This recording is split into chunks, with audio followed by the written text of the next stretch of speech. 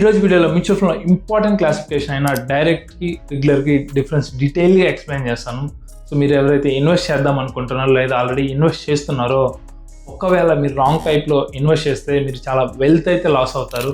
ఆ వెల్త్ ఎంత లాస్ అవుతారు అని కూడా మీ చేతే డైరెక్ట్గా క్యాలిక్యులేట్ చేపిస్తాను ఈ వీడియోలో. సో మీరు ఎవరైనా లాంగ్ టర్మ్ సీరియస్ ఇన్వెస్టర్ అయితే ఈ టాపిక్ మీద కంప్లీట్ నాలెడ్జ్ అయితే ఇస్తాను. సో వీడియో స్కిప్ చేయకుండా అయితే చూడండి. మనం డైరెక్ట్ గురించి చూద్దాము.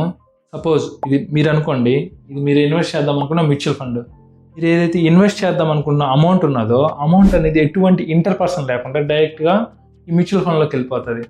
సో అలా వెళ్ళిపోవడం వల్ల ఏమవుతుందంటే, ఆ మ్యూచువల్ ఫండ్ ఛార్జ్ చేసే కమిషన్ అనేది, అదే ఎక్స్పెన్స్ రేషియో అంటాం కదా, ఎక్స్పెన్స్ రేషియో అనేది తక్కువ ఉంటుంది డైరెక్ట్ మ్యూచువల్ ఫండ్లో కంపేర్ టు రెగ్యులర్ మ్యూచువల్ ఫండ్లో.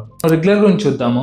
ఒకవేళ మీ మ్యూచువల్ ఫండ్ పక్కన రెగ్యులర్ అనే వర్డ్ ఉండడం వల్ల ఏమవుతుందంటే, మీకు and me mutual fund company ఉంది కదా, మీ మధ్య అయితే ఒక ఎక్స్ట్రా పర్సన్ అయితే ఉంటారు.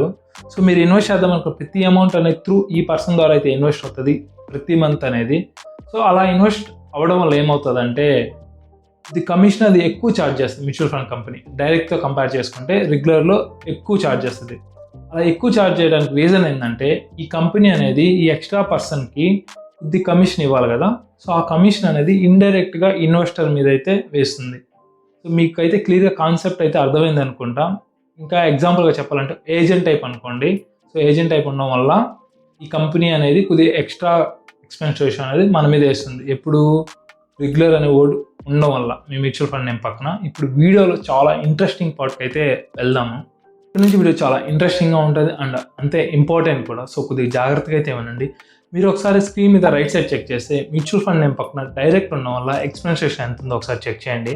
బట్ అదే నా లెఫ్ట్ సైడ్లో మ్యూచువల్ ఫండ్ నేమ్ పక్కన రెగ్యులర్ ఉండడం వల్ల ఎక్స్పెన్స్ రేషియో ఎంత ఉందో చూడండి. ఇది ఇక్కడ సేమ్ టాటానే, ఇక్కడ టాటానే, బట్ ఇక్కడ స్మాల్ క్యాపే, ఇక్కడ స్మాల్ క్యాపే. బట్ ఇక్కడ ఎక్స్పెన్స్ రేషియో ఎంత ఉంది? 1.68% ఉంది. ఇది సేమ్ సెగ్మెంట్, సేమ్ ఫండ్ వస్తాయి. రెగ్యులర్ ఉన్న ఓడ్ ఉండడం వల్ల 1.4% అయితే ఇంత కంపేర్ చేస్తే దీంట్లో ఎక్కువ ఉంది.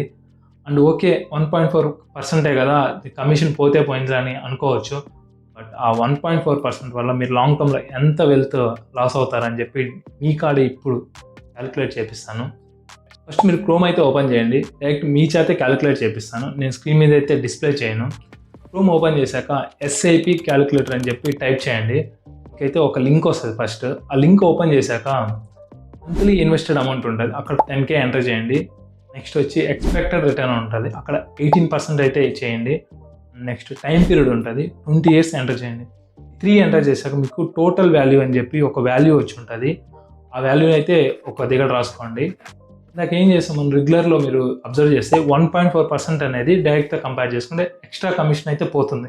అంటే దాని మీనింగ్ ఏంది, మనకు వచ్చే 18% రిటర్న్లో 1.4% అనేది మనకి పోతుంది. అంటే ఎంత వస్తుంది, యాక్చువల్గా 16.6% అయితే మనకి రిటర్న్ వస్తుంది. సో ఇప్పుడు ఏం చేస్తారంటే, సేమ్ 10K పెట్టండి monthly amount, and time period కూడా 20 years పెట్టండి. అండ్ రిటర్న్ కార్డ్ మటుకు 16.6 ఎంటర్ చేయండి. అలా ఎంటర్ చేస్తే మీకు ఇంకో టోటల్ వాల్యూ, ఇంకో సమ్ వచ్చింది. ఆ వాల్యూ ఇక్కడ రాసుకోండి. ఈ రెండు డిఫరెన్స్ చూడండి. డైరెక్ట్లోకి ఎంత అమౌంట్ వచ్చింది, రెగ్యులర్లో ఎంత అమౌంట్ వచ్చింది, ఒకసారి డిఫరెన్స్ చూడండి. సో మనం రెగ్యులర్లో ఇన్వెస్ట్ చేయడం వల్ల ఏమవుతుందంటే, ఎంత అమౌంట్ అయితే మనం లాస్ అవుతాము.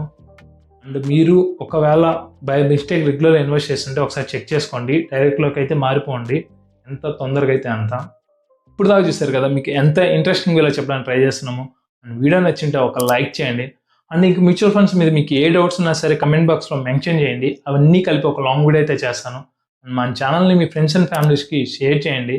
అండ్ మీరు ఎవరైనా మన ఛానల్ కొత్తగా చూస్తుంటే మటుకు సబ్స్క్రైబ్ చేసుకోండి. ఎందుకంటే ఈ సబ్స్క్రైబ్ అనేది మాకు చాలా మోటివేషన్ ఇస్తుంది ఫ్యూచర్లో మంచిగా వీడియోస్ తీయడానికి. అండ్ నెక్స్ట్ వీడియోలో మంచి ఇంట్రెస్టింగ్ టాపిక్తో కలుసుకుందాం. అంతవరకు